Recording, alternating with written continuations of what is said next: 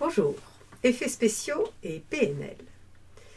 Alors figurez-vous que nous, l'être humain, depuis la nuit des temps, nous sommes capables de faire des effets spéciaux bien avant la création du cinéma.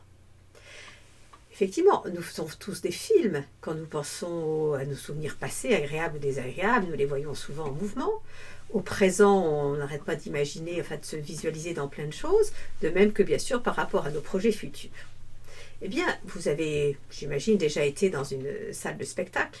Et parfois, c'est au milieu de la salle qu'on voit le technicien ou la technicienne avec une grande table de mixage qui, donc, avec plein de curseurs, va pouvoir jouer sur tous les paramètres de la lumière, son intensité, son orientation, sa fréquence, de même sur le son.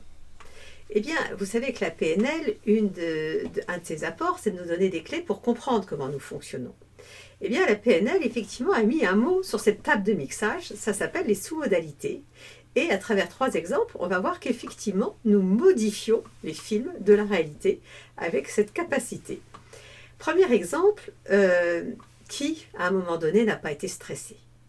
Si vous vous souvenez d'un moment en particulier où vous avez été stressé, vous allez pouvoir remarquer que votre attention, elle est focalisée, soit sur ce mail que vous avez reçu ou ce document-là qu'il faut rendre, soit sur ces mots qu'on vous a dit et qui vous reviennent comme ça, ou le chien du voisin qui vous irrite, soit sur telle sensation dans le corps où là aussi ça va être focalisé.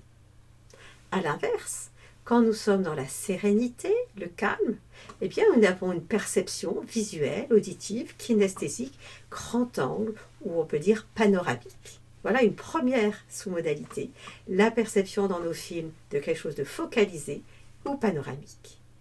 Et que si à un moment donné, vous vous apercevez que vous êtes dans le stress, si vous prenez conscience de votre vision, audition ou perception focalisée, alors vous allez pouvoir réélargir votre champ de perception et pouvoir mieux gérer la situation de stress.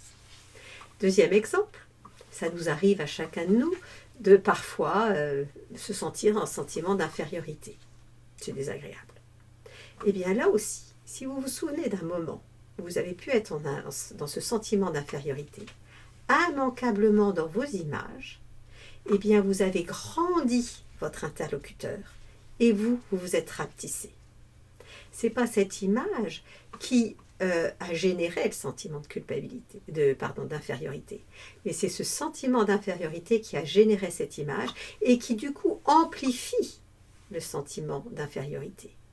Et là encore, d'en prendre conscience que dans vos images, vous ramenez l'autre à sa juste taille ou l'éloigner ou ainsi de suite, va être aidant et va pouvoir diminuer ce sentiment d'infériorité. Troisième exemple. Par moments dans la vie, on redoute soit une mauvaise nouvelle, soit le résultat d'un examen médical, soit on va passer un concours ou un examen et on redoute d'échouer. Et que, immanquablement, régulièrement, on va se faire le film de nous qui en sommes en train de rater et ça n'aide pas du tout à l'énergie pour se mobiliser pour réussir.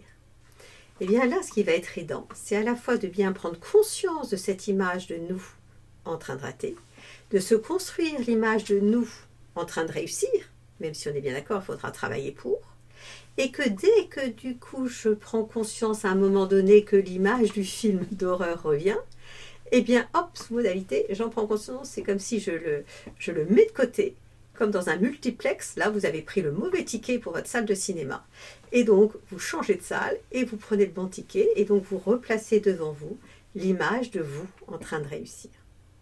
Voilà 3 exemples. Il y a beaucoup d'autres sous-modalités. N'hésitez pas à les découvrir les unes après les autres et à jouer, du coup, avec tous ces effets spéciaux. Merci de votre écoute. À une prochaine.